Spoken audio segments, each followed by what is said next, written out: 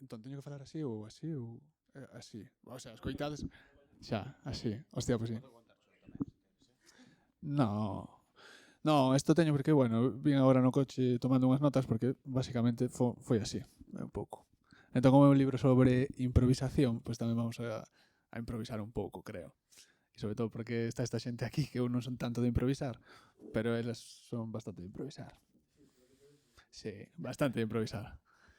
Ben, entón, a ver, eu o que hoxe temos vai ser sobre todo o espectáculo de despois, no que é o do Reggae Fatur. No que sobre todo pois, son protagonistas esta xente toda que está por aquí, esta xente nova, e ese vai ser así o prato forte. Tamén é verdade que aproveitando, e como acaba de sair a segunda edición do Pobo Improvisador, e que está aquí Sechu, pois dixemos, bueno, podemos presentar o libro, facemos unhas vendas, e o que levamos pa casa.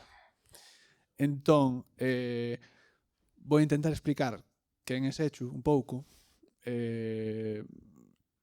un pouquiño aínda máis veloz e peor que iso da regueifa, porque ademais hai aquí xente que o controla mellor, e despois un pouco pois cal é a relación neste caso máis de Sechu, porque vamos a centrarnos agora mismo no libro, pero un pouco tamén englobando o que veu un pouco despois, no? Que pois todo este movimento alrededor da improvisación oral. Entón, bueno, eu coñecín a Sechu xa hai anos e en 2015, creo que foi, non me acordo ben, fomos a Euskal Herria, e creo que a primeira vez que fun así algo de improvisación oral, bueno, a ver Solaris e demais. Non, foi aí, non. E fomos coa xente non sei se foi coa xente no 16, pode ser. No 2015 fun contigo por outros por outros motivos entón, efectivamente, e no 16 fomos coa rapazada do instituto. E, bueno, Verber Solaris, empezaba aí como a interesarme eu a ver que facía esta xente e demais. E creo que un pouco aí empezou todo. Pero claro, a cabeciña de Sechu ven un pouco de antes xa, non? E eu creo que é importante saber o que de onde ven este interese de Sechu pola improvisación oral. E eu digo que ten como dúas vertentes, non? Sechu é profe, pero digamos que ten como a vertente máis, vamos a decir, cultural, non? Como a xente así dos movimentos, da cultura, que sería como bueno, escritor, poeta, artista, sí, a capa deste libro pois tamén é del, non só o propio texto e demais. E despois, unha parte moi importante tamén da súa traxectoria, pois é o seu activismo político, basicamente, non? E que podíamos decir que estaba, bueno, sobre todo centrado nos movimentos de base, no independentismo, nos centros sociais, tamén estuvo bastante a tope no momento do ecoloxismo, do Con Galiza non se vende, e en xeral desde o comezo na defensa da lingua, non? Activismo pola lingua, vamos a decir así. Bastante amplo.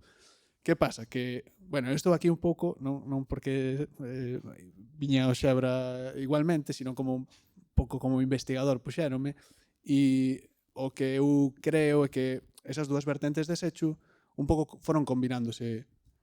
Pasen. Hola, perdón. Non, un pouco esas dúas vertentes de Sechu como activista e como axente cultural, non? Escritor, poeta e artista en xeral, sempre foron combinando nunha mesma dirección, non?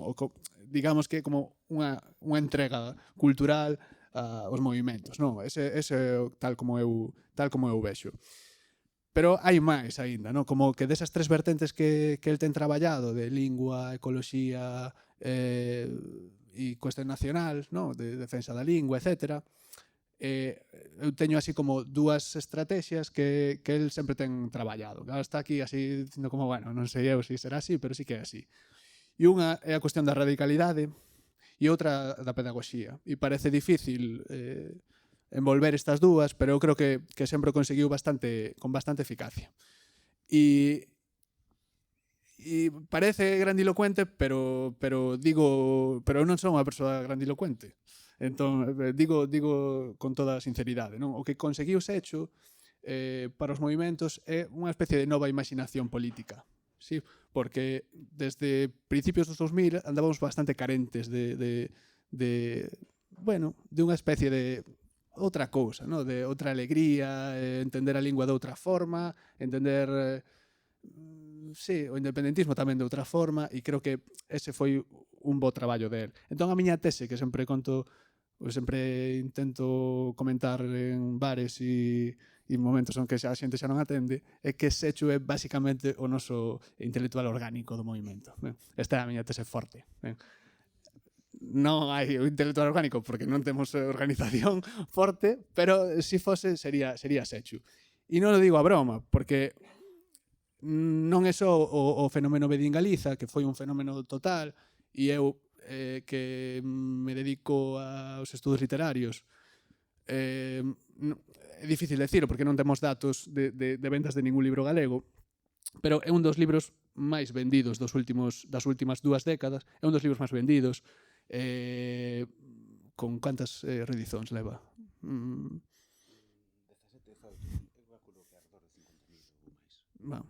50.000 libros, para que vos fagades unha idea. O libro galego ten unha media o mellor de 500 exemplares vendidos. É certo que esos 50.000, agora para rebaixarlle, non son vendas, non, son edicións, o libro que sai á rúa e non sempre se vende, pero é unha animalada, non? Unha edición normal pois, pode ter 500, 1000 exemplares, unha segunda edición, 3, se acaso, mas non é común moito máis. É unha animalada, sin máis.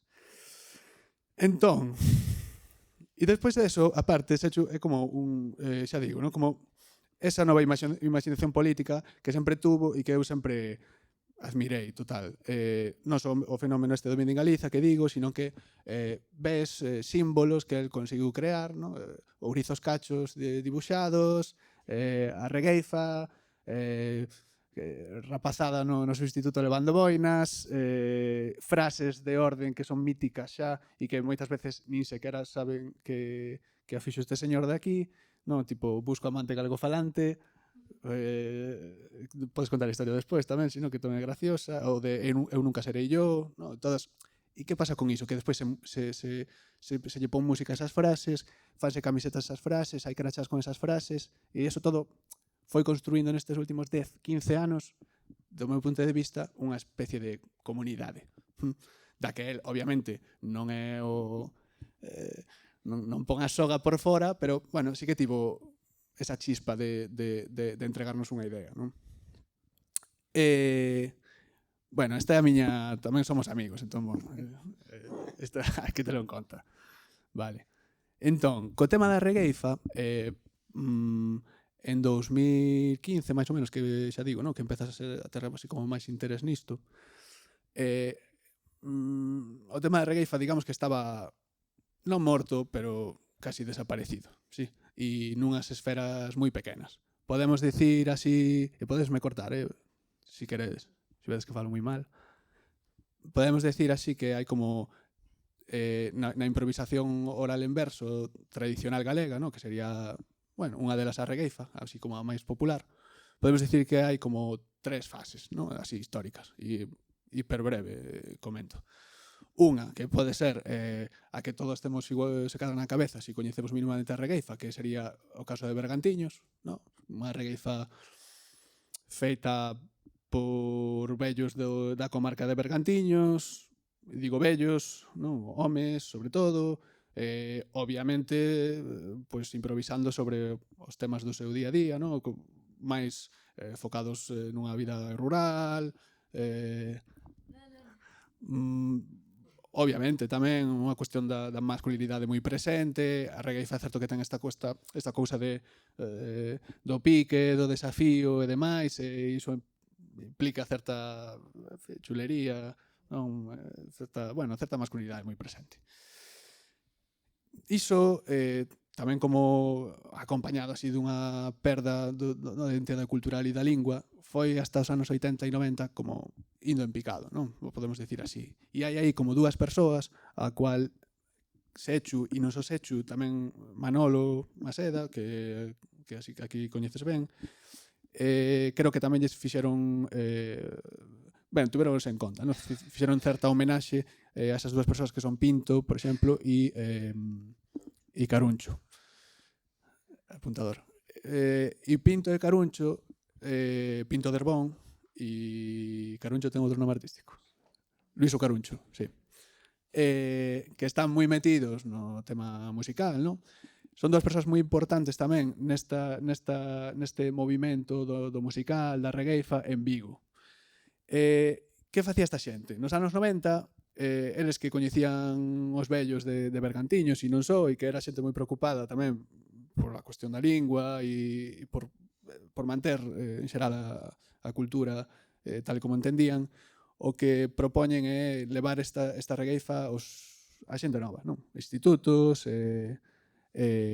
bueno, a xente nova, en xeral, vale. Estos son os anos 90, pode ser, non? E, bueno, a recuperación non é moi forte, o Concello de Vigo daquela tiña unha persoa normalización lingüística tamén interesada nisto e fai con os obradoiros de regueifa e hai como unha especie de escola creada en Vigo, non? Que, como xa tiñamos antes a de Bergantiños, en Vigo, digamos que é unha cousa máis moderna, así máis urbanita, xente máis nova, pero que mantiña aínda ese perfil, vamos a decir, tradicional da regueifa, sí. E tamén unha idea de que regueifar levábalo un pouco da casa, vale? Como, bueno, había regueifeiros, ¿no? Que nacían así o explicaban os vellos hasta hai moi pouco, e podías aprender algo, pero bueno, era difícil e se cadra nin podías. Se podías nunca ibas a ser tampouco como alguén que xa regueifaba desde a cuna, sí. Ben, esta é como a segunda fase. Que quedou de aquí? Moi pouquiño, vale? E chegamos aos anos 2000 e tal, pois con pouca xente e con poucas forzas. Hasta que, en 2015, por aí, a Sechu acabaselle a idea das boinas e de pintar ourizos cachos e etcétera, etcétera, e encéndeselle a luz co tema da improvisación oral. E aí sí que entra un pouco en xogo tamén Manolo, que a pena que non estexa aquí porque así podía falar tamén. E digamos que lle suman a esa regueifa, a esa cultura da tradición oral que xa existía en Galiza, un plus que de actualización ou de renovación, obviamente, tendo en conta e só podendo facer renovación co que xa hai, non? Con toda esta xente que, digamos, aguentou durante unhas décadas o que estaba pues, pendendo dun fío.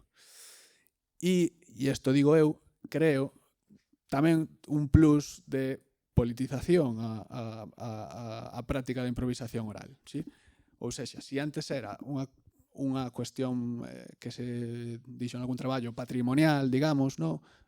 Como ben, como algo que entendíamos como un hórreo hoxe, non? Que entendíamos que era noso, que estaba aí, mas non tiña unha utilidade práctica moi evidente.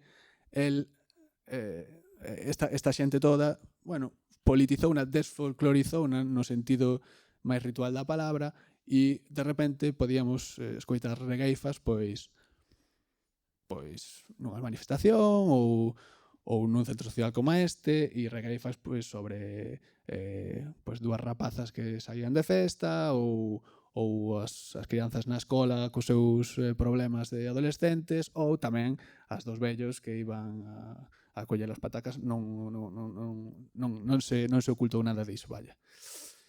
Entón, esa identificación, no, con que a práctica da improvisación oral podía servir como outra forma, como outro repertorio de loita máis, no? de acción, digamos así. Non sei tanto de loita, pero dunha forma de acción que iba moi ligado tamén á cuestión de pasalo ben, no? A cuestión da festa. É unha cousa que tamén pois sempre tuvo hecho bastante na cabeza, non? Desto de ir facendo e pasando ben tamén. Unha cousa que tamén rompía bastante os esquemas de moitos de nós no seu momento.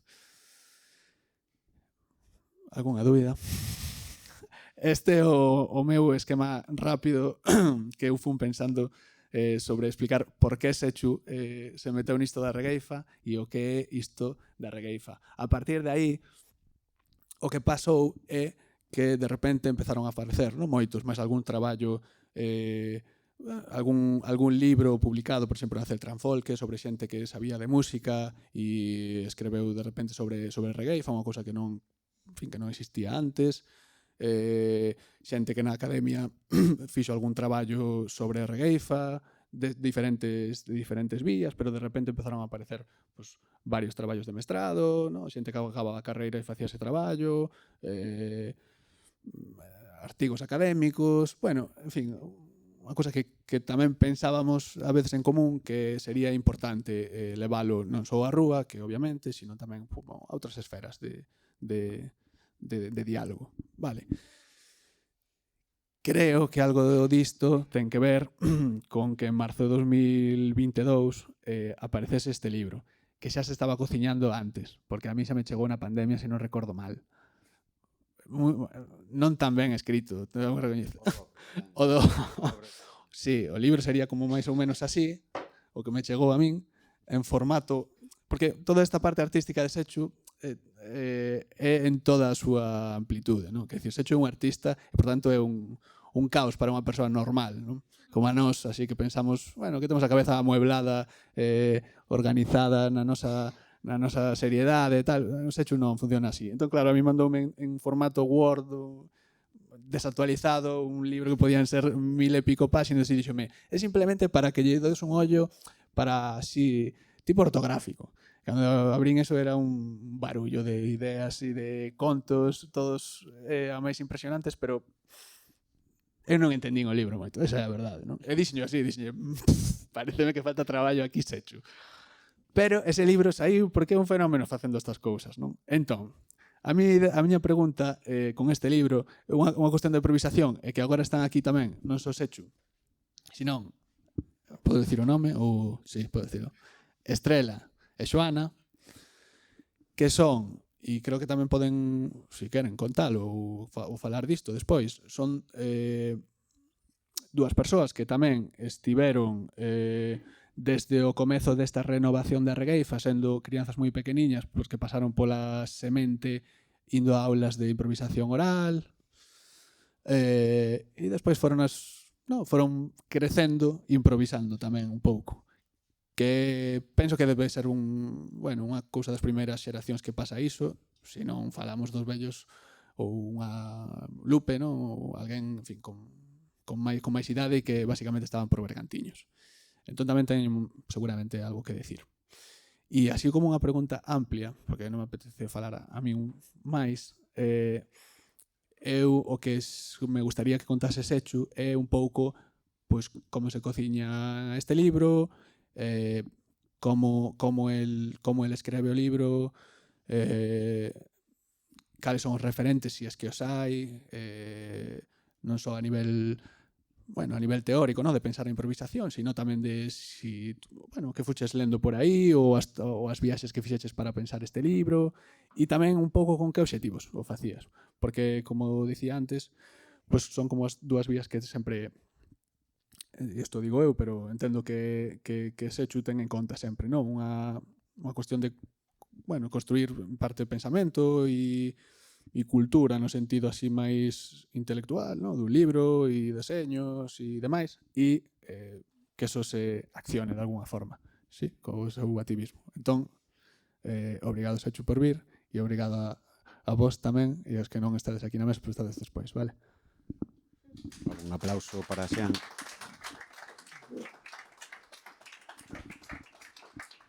Ben, síntome moi honrado de que me apresente Xan, a quen coñecín tamén dunha forma moi persoal, non? Porque eu son padriño de Xan, son padriño da súa promoción de filoloxía, non? Entón, unha votación bastante intensa e dura porque a metade non quería que fose Sechu. Entón éramos dous padriños, un padriño e unha madriña. E ademais, Xan veu facer as prácticas do mestrado ás Cruces, non? Entón viviu un momento moi intenso tamén.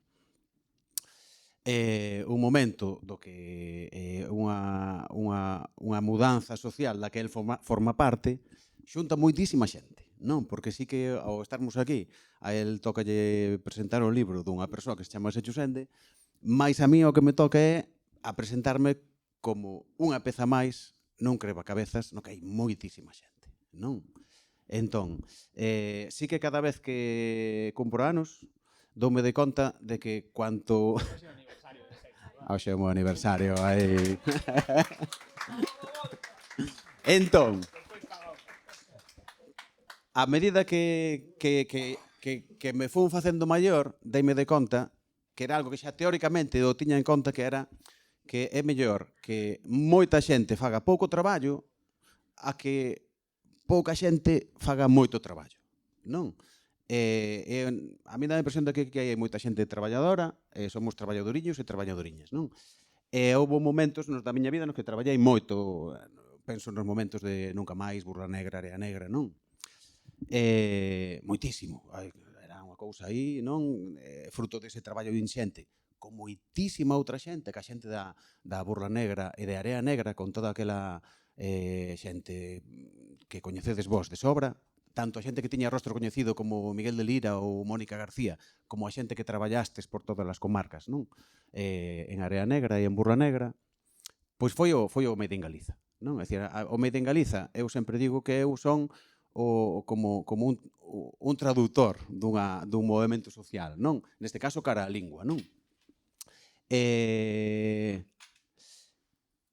este libro representa tamén o resultado do traballo dunha persoa que eu, como escritor, me vía na responsabilidade de deixar a crónica do que estaba sucedendo, sobre todo do que vivira neses 10 anos, non? Do 2015, en que nace a Reggae Festa, este proxecto escolar, até, pois, hai 2 anos, non?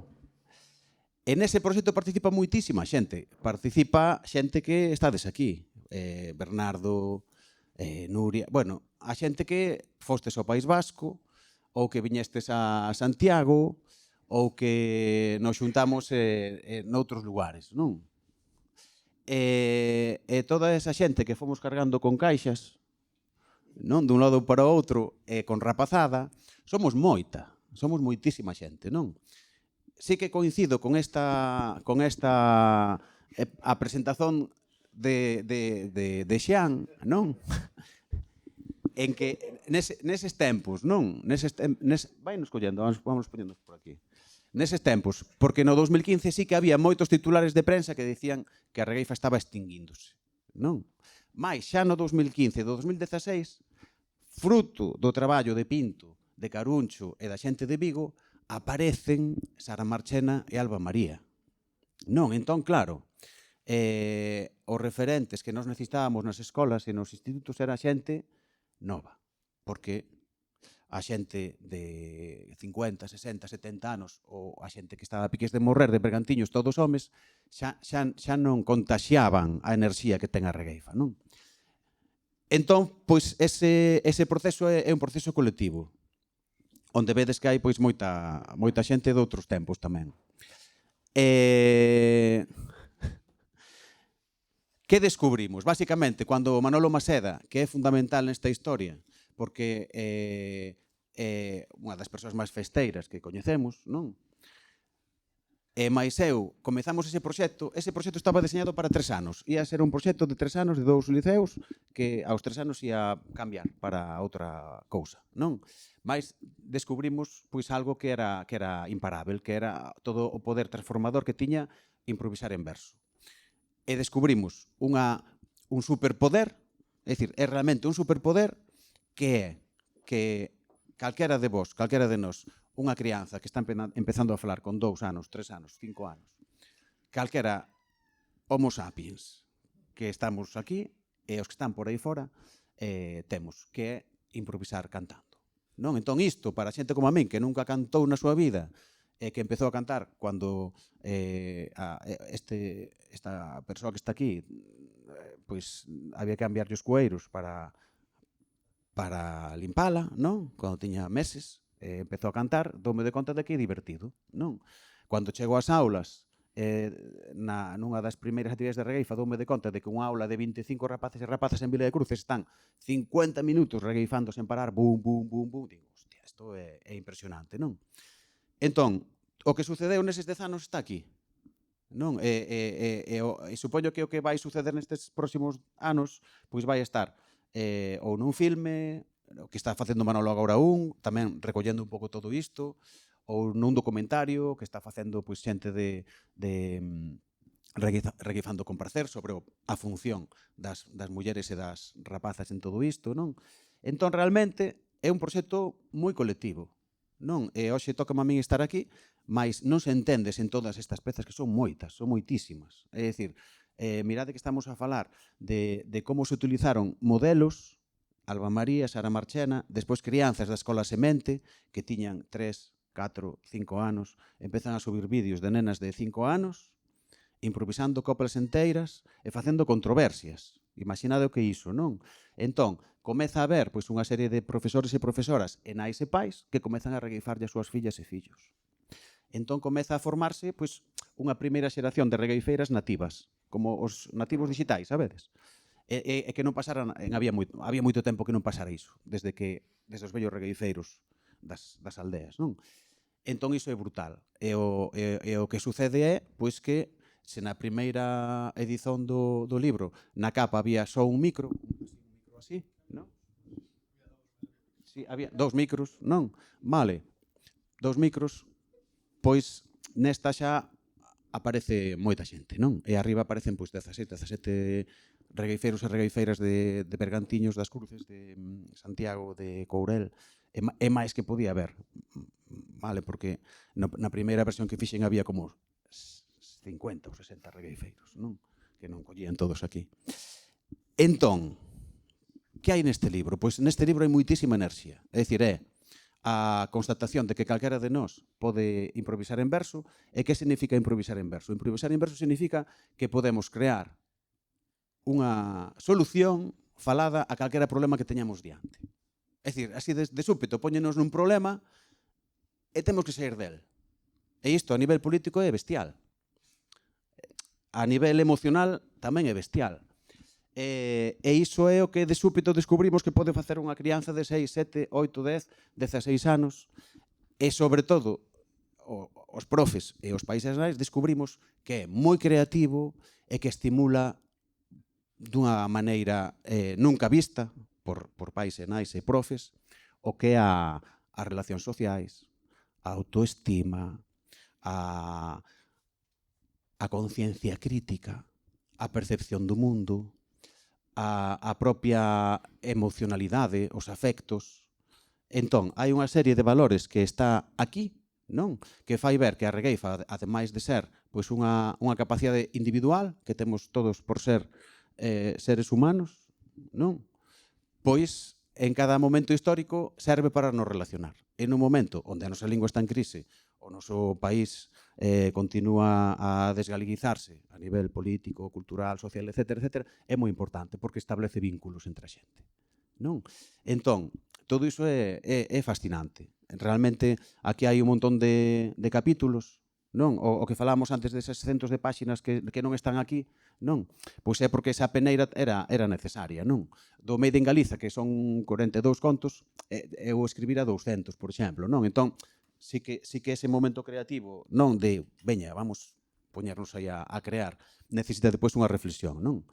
Entón, aquí hai un pouco de todo. É dicir, se hai unha crónica do que sucede nos últimos anos, hai ficción, ides ver cousas por aí de ficción, hai realmente investigación científica, é dicir, hai cousas que eu fun descubrindo e que me parecía moi interesante colocar aquí. Hai política. Realmente aproveitei a pandemia para reunir todo o que tiña en dúcias e dúcias de libretiñas e fun buscando unha orde lóxica a moitas cousas. Fálase depois do episodio de censura en Luar, por exemplo, contra un vai de regueifa que houve nun momento e que era impresionante e que tiña unha pintaza de realmente crear un referente histórico para a regueifa. Fálase de Homero, fálase de María Barbuda, unha improvisadora portuguesa, fálase das relacións internacionais con Euskal Herria, fálase do sex appeal da poesía cantada, porque realmente a xente que canta é máis atractiva. Fálase de moitas cousas. É dicir, hai pois un reflexo do que eu considerei que era interesante para transmitirlle a xente de que o que está sucedendo é realmente algo impresionante. É algo impresionante. É dicir, o feito de que a mí sígueme emocionando, non? Eu non dou obradoiros de regueifa, eu son profe de regueifa, no meu instituto temos a optativa de regueifa e improvisación oral en verso en segundo, non? Mais despois, ás veces, sí que pois outro día estive en Covas e máis en Novicedo dando un obradoiro, vale, algo moi excepcional, porque xa hai xente que dá obradoiros de regueifa que xa de algún xeito vive profesionalmente da regueifa, non? Novas xeracións de xente que está, bueno, pois, de algún xeito tomando posicións no sistema cultural para a regueifa, non? Mas é realmente impresionante ver como en 45 minutos unha crianza de 6, 7, 8 anos aprende a técnica para construir unha copla e ves que empeza. Aquí estamos regueifando e eu aquí estou con ela e estou moi contento. E queda ese silencio, non? De estar hoxe en Burela. E ilumínase a cara. Sabedes ese momento no que din, ostras, ademais de cantar a saia da Carolina, que así de memoria, podo facer as miñas propias cancións. Entón, iso é realmente extraordinario, non? E iso está sucedendo en moitos sitios. E cando hai xente que practica moito, é espectacular.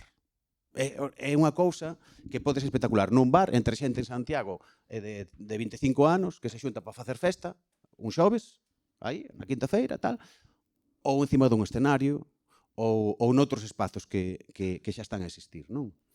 Eu quería preguntarlles a Estrela e a Xoana un pouco que é para elas a regueifa. Que nos conten así algo. Vale, eu son Estrela, a filla de Sechu, entón eu xa, dende que nacín, o xa comecei a regueifar xa, o xa non aprendín, o xa si aprendín, pero foi dende o comezo xa, entón comecei a falar e xa comecei a regueifar. Entón, pois, nun comezo xuntábamonos un día a semana, cando éramos pequenas, teríamos, non sei, 6 ou 7 anos, e despois fomos medrando e pois decidimos que estaría guai agora facer o Regueifa Tour, que é como unha xira por Galiza. Fomos a Euskal Herria tamén o ano pasado, pois con outros institutos, por exemplo, o Marco do Camballón de Vila de Cruces e de Vilalba, tamén xente de Carballo, para dar a coñecer a regueifa, pero entre a xente nova, porque había moita xente que regueifaba, pero eran adultas. Entón nós xa nos cansáramos porque sempre que dábamos espectáculos era para as crianzas pequenas. Entón xa nos cansáramos e pensábamos que estaría guai que dar a coñecer a regueifa, pero entre a xente da nosa idade. Entón, pois aí foi como deu lugar o Regueifa Tour, que ides ver despois como é. Entón, entre o Regueifa Tour, entre outros institutos, pois fixemos, entre outras cousas, 2 encontros que vos vai explicar Xoana. Pois nada, vou intentar non aburrirvos moito porque algún seguramente xa estades no quinto soño. E pois foi un pouco que dixo Estrela. Nos comezábamos dende moi pequenas a regueifar e xa estábamos cansadas de escoitar coplas sobre o colesterol e cousas así, entón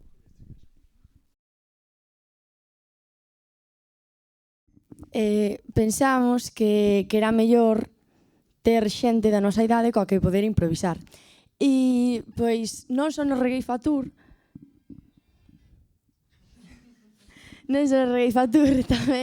tamén noutros espazos, como pode ser a Regueifesta, que este 2025 cumplíronse 10 anos, ou o campus de Regueifa de Vilalba, que fixemos en xaneiro, e foi o primeiro campus de Regueifa, que foron 3 días. E estivo super ben, porque xuntámonos moitísimos rapaces, rapazas de institutos de toda Galiza, ao final aínda éramos. E pois estivemos ali 3 días, que salías coa regueifa metida na cabeza. Eu estaba duchándome pensando, ai la, o sea, pero moi ben, o sea, pouco a pouco vese como a xente, as nosas xerazóns están aprendendo a regueifar e como se está estendendo.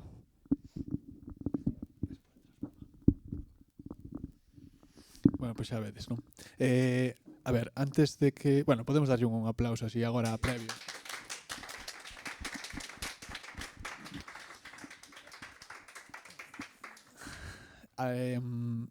Este escoitas ben, non ver, sí. Antes de que de abrir un pouco a preguntas ou comentarios ou o que for, eu sí que quería como subliñar algunhas cousas. A primeira que creo que o que queremos decir así un pouco entre todos e cada un desde a súa experiencia nisto e de como vive é que a partir da regueifa pasaron moitas cousas, sobre todo, sí. E empezaronse a construir outras moitas cousas, unha serie de, en fin, abrir unha serie de espacios, non só mentais, non, tamén físicos, e hoxe, se nos interesamos pola regueifa, polo que é ou polo que se está a facer, pois temos documentarios en YouTube, temos estes libros, temos textos e entrevistas pola rede, temos cursos, temos obradoiros máis regrados e outros que se dan en centros sociais ou demais. Temos unha regueifa máis interesada pois sobre todo nos feminismos e demais, e outra pois máis tradicional, vamos a decir, calquera. Efectivamente, se pode achegar hoxe a regueifa da forma que sexa, porque aquí tedes un que non que foi a moitas festas sin regueifar tamén, porque é un aburrido, pero podes pasalo ben con ela igual. E esta é un pouco a idea, no? Que tamén está na contracapa do libro, aquí ao lado desta frase xa mítica de Xoana, que cando dixo que era bastante pequena, se non recordo mal, non? Que era de cando regueifo non teño frío, non? Creo que salía nun vídeo, pode ser? No vídeo, non? E eu quedome tamén con isto que colocabas, pois penso que se hecho aquí, que era que este libro era un pouco, non, unha reivindicación tamén de que todo o mundo pode ser regueifeira, non? Isto que contaban agora elas, non? Sin previamente, bueno, ter unha formación, pois ir facendo. Entón,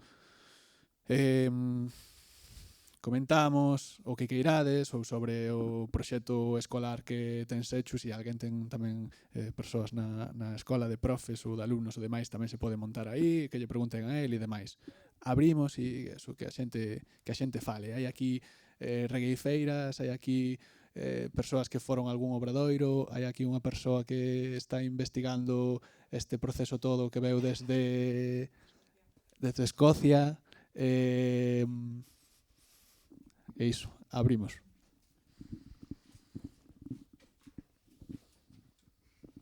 Pero non vos quedar caladas.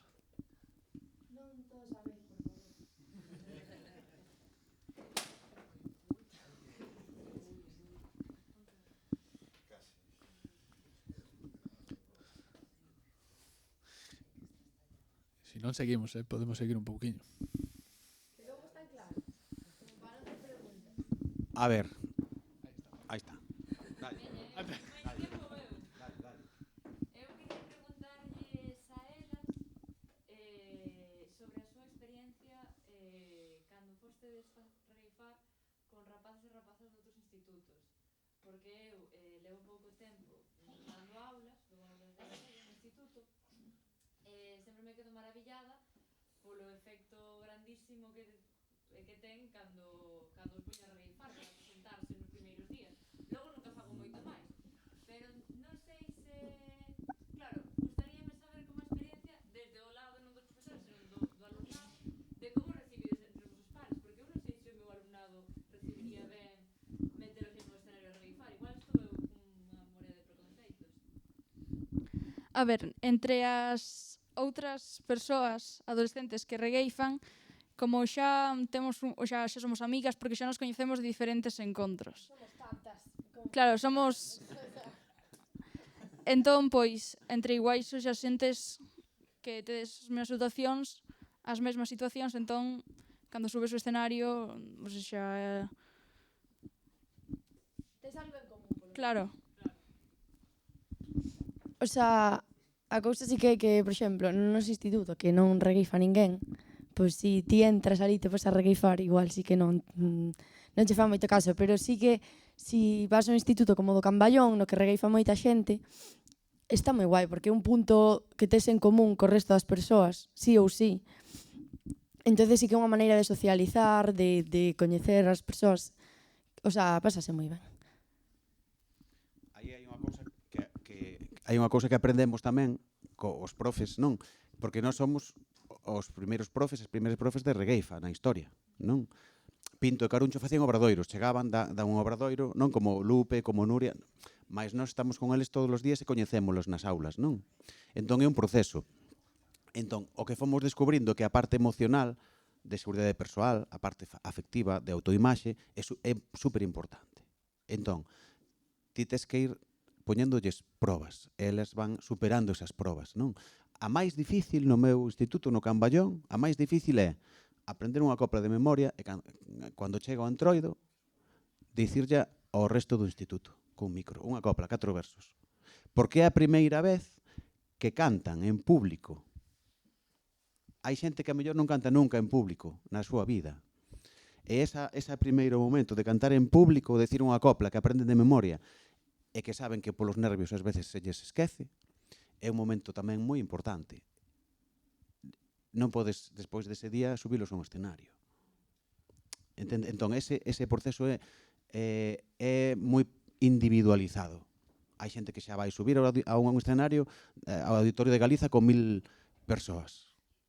Eu quero subir xa, pero non se pode. Hai que ir asegurándolles o éxito en cada momento, non? Entón, ese cuidado foi algo que fomos descubrindo pouquiño a pouco, non? Hai xente que gosta moitísimo da regueifa, que están e van á regueifa para escoitar a regueifa. Gostalle moitísimo escoitar a regueifa, son público de regueifa excelente. E a mellor no futuro organizan e son produtores e produtoras de regueifa. Mais subir ao escenario non é o obxectivo de traballar isto. Os que suben aquí ao escenario, pois estas mozas, claro, elas levan desde os 7 anos reuníndose todas as cuartas feiras, todas. É dicir, son centos de horas de voo, levan máis de 100 escenarios, non?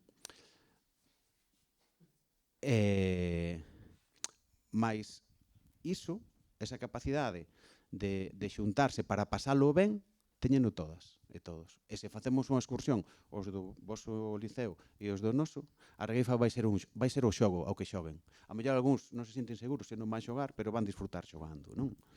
Si que o feito de que cada vez se coñeza dalle máis prestixio. Non? Entón, por exemplo, no meu liceo, que levamos 10 anos, sí que hai un orgullo de regueifeiros e regueifeiras, non? Porque séntense protagonistas dun proceso de mudanza social. Ou as de Vilalba, ou a xente de Vigo. É dicir, hai xente que está dándose conta de que están sendo importantes porque eles tamén teñen conciencia política de que están formando parte de algo grande. E teñen 13, 14 anos, non? E por iso veñen de Escocia a entrevistalas, porque queren saber de que está pasando aí, non?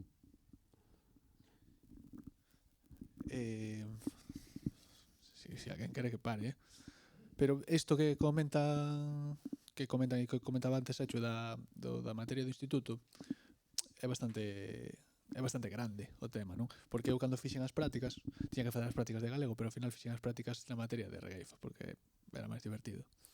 Entón, cando cheguei ali, pensei, bueno, isto vai ser unha cousa de Secho así, medio, bueno, unha sechada, non? E alucinei, porque a xente estaba a rapazada estaba super implicada e pasoume cousas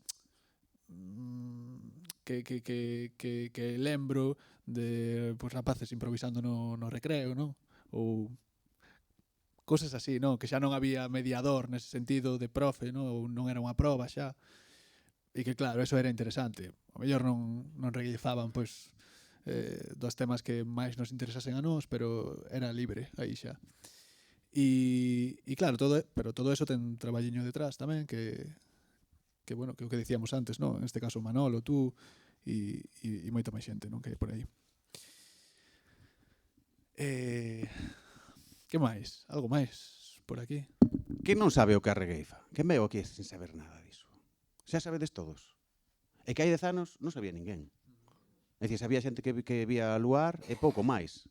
Entón iso tamén é un, bueno, pois é un éxito. Aquí en Burela tamén, é dicir, tamén se leva traballando desde o principio, non? Porque esas excursións ao País Vasco ou a Compostela ou Camballón ou eses contactos pois sempre foron, non, moi produtivos, non? A ver se decía Cristian que a ver se chega despois a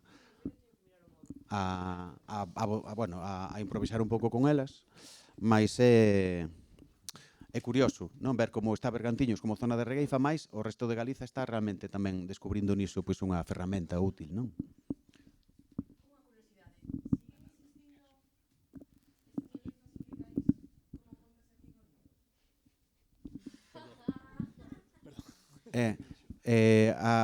A ver, realmente vou confesar unha cousa. Nesa regueifa ilegal que hai aquí no libro, un dos protagonistas era Xian. Xian é un dos investigadores que está aquí, entón creo que pode falar el, porque el estivo ali. Pero eso, eu creo que é que o da regueifa ilegal... A ver, estamos xogando con lume, vale? É dicir, estamos falando de que hai un terreo das apostas en Galiza, vale? Hai xente que aposta batallas de cans, pelexas de cans, pelexas de galos, ruleta rusa, é dicir, estamos falando de algo, vale, pois que realmente xa tivo a oportunidade de vivir nunha regueifa ilegal con dous regueifeiros, unha regueifeira e un regueifeiro a morte nun lugar con políticos corruptos, cocaína e algún nome que se dixéramos aquí pois estaríamos mañá denunciados non podemos non podemos porque eses mundos son moi perigosos. Despois digo ali, vale? Pero están grabando, non se pode.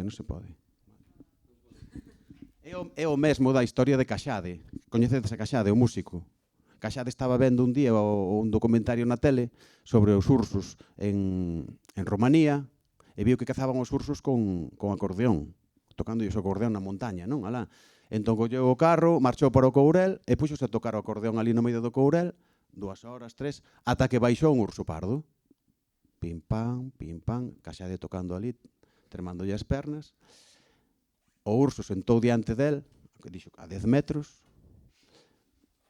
e improvisoulle unha canción, non? Hai unha cousa que tedes que saber, que a mitad do que sabe pola boca de Sechu non é 100% verídico. Bueno, non. Entonces eu xa non sei se é verdade ou non, porque É moi fácil vir a investigar aquí, claro, pero claro, ao final eses espazos era máis complicado. Antes era máis complicado. Quería... Bernardo, que é aquí como tamén un fío entre Bernardo e Sechu e toda a xente que veo despois. Bernardo quería dicir algo fijo. Quería facerles unha pregunta a elas. A ver. Fácil. A primeira pregunta é: onde estudades agora? Imagino que non hai moito que acabades de facer a mudanza de escola, vai? Sí, nós estamos en Compostela no Xelmírez 2. E estamos eu en cuarto, bueno, agora acabo de rematar cuarto e ele en terceiro. e que saibades que o instituto máis aburrido de todo Santiago, así que non recomendamos que o pisedes. Pois situámonos no Xelmírez 2. A pesar de que os vosos colegas pois normalmente non están moi informados sobre estas cousas, eu penso que en xeral sí que coñecen a actividade que facedes. Outra cousa é a valoración que teñan, mais saben que facedes regueifa.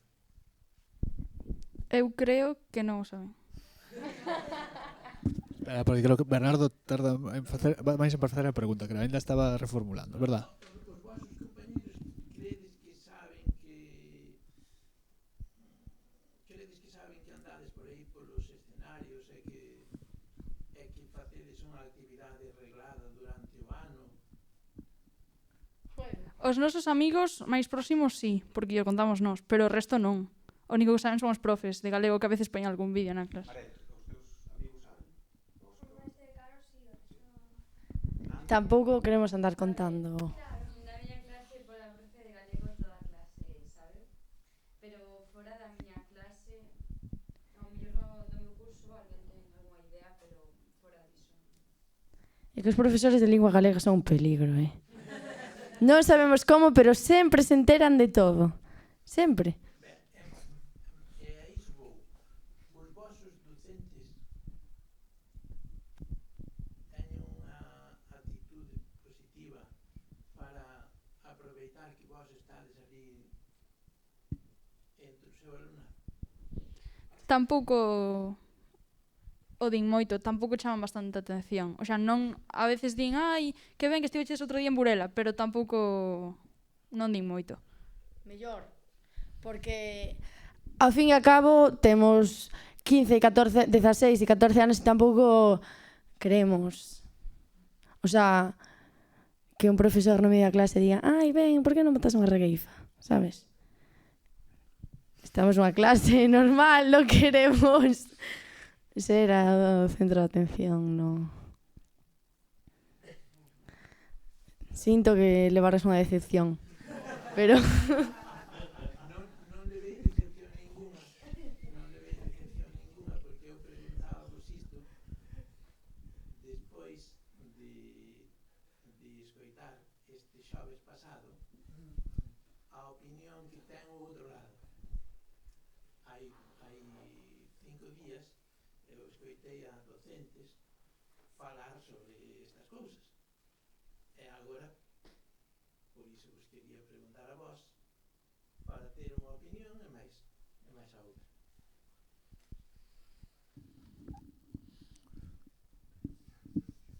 Vale, pois...